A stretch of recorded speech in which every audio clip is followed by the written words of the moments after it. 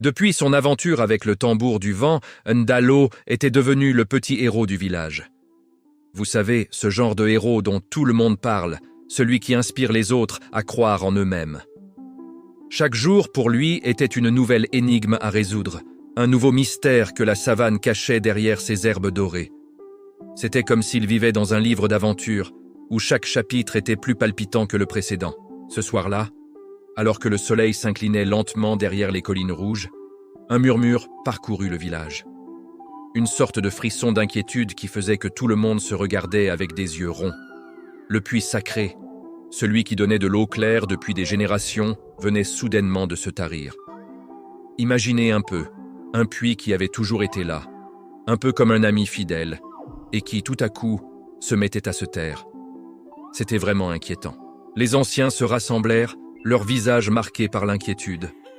C'était un spectacle qui donnait à réfléchir. Ces sages, qui avaient vu tant de choses, semblaient perdus. « Jamais le puits n'a cessé de couler », dit l'aîné Kumalo, la voix tremblante. On pouvait presque sentir la tension dans l'air, comme si la savane elle-même retenait son souffle. Si le puits se tait, c'est qu'un déséquilibre s'est produit dans la savane, ajouta la prêtresse Nyende, ses yeux tournés vers le crépuscule. Cette phrase résonnait comme un avertissement, un appel à l'action. La peur s'installa parmi les villageois. On pouvait voir les visages se durcir, les murmures s'intensifier. Le silence du puits était un mauvais présage, un signe que l'harmonie était rompue. Mais au milieu de cette angoisse grandissante, Ndalo, lui, sentait une autre force monter en lui, le courage d'agir. Il avait toujours eu ce petit quelque chose en lui, une étincelle qui le poussait à ne pas reculer devant les défis. Telle une petite flamme qui refuse de s'éteindre face au vent, il s'avança au centre du cercle des anciens. « Laissez-moi aller voir », dit-il d'une voix claire. « Peut-être que le puits a un secret qu'il veut que nous découvrions. » Ces mots, simples mais puissants, firent à l'effet d'une bouffée d'air frais dans cette atmosphère lourde. Les anciens échangèrent un long regard, lourd de doute mais aussi d'espoir. C'était comme si, pour un instant, ils retrouvaient leur propre jeunesse à travers le regard déterminé de Ndalo. Le courage de ce jeune garçon était contagieux. Finalement, Kumalo hocha lentement la tête. L'avenir du village reposait une fois de plus sur les frêles épaules de Ndalo. C'était un poids énorme, mais il était prêt à le porter. Dans le silence de la nuit, seulement percé par le chant des insectes, Ndalo arriva au puits. L'air était frais, et la lune jetait une lumière argentée sur la terre sèche. C'était presque magique, comme si la savane elle-même l'encourageait. Là où l'eau glougloutait chaque soir en un chant familier, il n'y avait désormais qu'un vide profond et silencieux. Il se pencha au-dessus de la margelle, le cœur battant, cherchant un indice dans l'obscurité. Soudain, un souffle chaud passa juste derrière lui, faisant frissonner les petits cheveux sur sa nuque. Il se retourna vivement. Une hyène se tenait là, à quelques pas de lui. Mais elle n'était pas menaçante. L'une de ses pattes était blessée, et elle laissait échapper de petits gémissements plaintifs en cherchant désespérément de l'eau. « Toi aussi tu as soif », murmura Ndalo avec une douceur surprenante. Ce moment était touchant, n'est-ce pas? Il n'avait pas peur. L'animal semblait suppliant, ses yeux reflétant la lumière de la lune avec une étrange tristesse. Ndalo suivit son regard insistant et remarqua qu'elle fixait un point précis près du puits. Une pierre massive, qui semblait avoir roulé et s'être logée juste sur le conduit naturel qui alimentait le puits en eau. Le petit garçon comprit immédiatement. La pierre bloque l'eau, c'est pour ça que le puits est sec.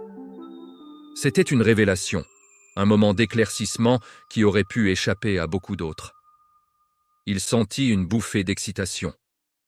Le mystère était résolu. Mais un autre défi, bien plus grand, se présentait à lui. La pierre était énorme, bien trop lourde pour qu'un enfant puisse la déplacer seul. C'était un obstacle redoutable, mais Ndalo n'était pas du genre à abandonner. Il aurait pu chercher de l'aide, mais la nuit avançait. Alors, Ndalo observa la hyène, la terre meuble et les racines qui serpentaient autour du puits. Son regard tomba sur un tronc sec pas loin. Une idée lui vint. Un levier. Il se tourna vers l'hyène qui le fixait avec espoir. « Aide-moi si tu veux boire. » Sa voix était un murmure, mais elle portait une conviction profonde. Comme si elle avait compris chaque mot, la hyène boitilla jusqu'au tronc que Ndalo venait de positionner. Avec une force étonnante, elle posa sa patte valide contre le bois. Ndalo, de son côté, rassembla toutes ses forces. Il poussa encore. Ses petits muscles tremblaient sous l'effort, ses pieds glissaient sur la terre sèche. La tension était à son comble. Puis, un bruit sec retentit dans la nuit silencieuse. Cré-hac. La pierre, enfin délogée, roula lourdement sur le côté, libérant le passage. Presque aussitôt, un grondement sourd se fit entendre, montant des profondeurs de la terre. C'était le son de l'eau, qui, après avoir été prisonnière, se précipitait pour reprendre son cours. Puis, comme un souffle libéré, l'eau jaillit dans le puits, son reflet brillant sous la lune. Le puits s'illumina, vivant à nouveau. La hyène se pencha et but longuement, avec gratitude. Une fois sa soif étanchée, elle jeta un dernier regard à Ndalo, un regard qui semblait dire merci. Puis, sans un bruit, elle s'éloigna et disparut dans les hautes herbes, comme un esprit de la savane venu accomplir sa mission. Ndalo, essoufflé mais le cœur rempli de joie, resta un instant à contempler l'eau qui dansait dans le puits. C'était un moment de triomphe, une victoire non seulement pour lui, mais pour tout le village. Le lendemain matin, la nouvelle se répandit comme une traînée de poudre.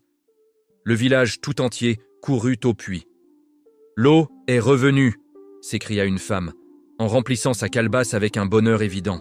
« Le puits est vivant !» dit un autre, les yeux écarquillés de surprise et de soulagement. Tous les regards se tournèrent alors vers Ndalo, qui se tenait un peu à l'écart, un sourire timide aux lèvres. C'était le moment de gloire qu'il avait toujours espéré, mais il ne se laissait pas emporter par l'orgueil. L'aîné Kumalo s'approcha et posa une main chaude et ridée sur son épaule. « Tu as compris ce que même nous, les anciens, avions oublié, que la savane parle toujours, si l'on sait écouter avec son cœur. » C'était une leçon précieuse, un rappel que parfois, les plus jeunes peuvent voir ce que les anciens ont perdu de vue. La prêtresse Nyende ajouta, sa voix douce mais pleine d'admiration, « Tu as rétabli l'équilibre, Ndalo. Tu es petit par la taille, mais ton cœur, lui, est immense. » Le jeune garçon sentit ses joues rougir sous les compliments. « Ce n'était qu'une pierre, dit-il humblement. Mais parfois, c'est ce qui bloque le chemin de l'eau, qui bloque aussi le chemin de la sagesse. » C'était une réflexion profonde, et les villageois ne purent s'empêcher d'applaudir, longtemps et chaleureusement. Ndalo, lui, ne savourait pas sa gloire. Son regard était déjà tourné vers l'horizon lointain, où le soleil se levait. Il savait, au fond de lui, qu'un autre mystère, une autre aventure, l'y attendait déjà. Il avait réalisé que chaque jour offrait une nouvelle aventure, et que chaque défi représentait une occasion de grandir. Avec cette réflexion, Ndalo ressentit une profonde inspiration.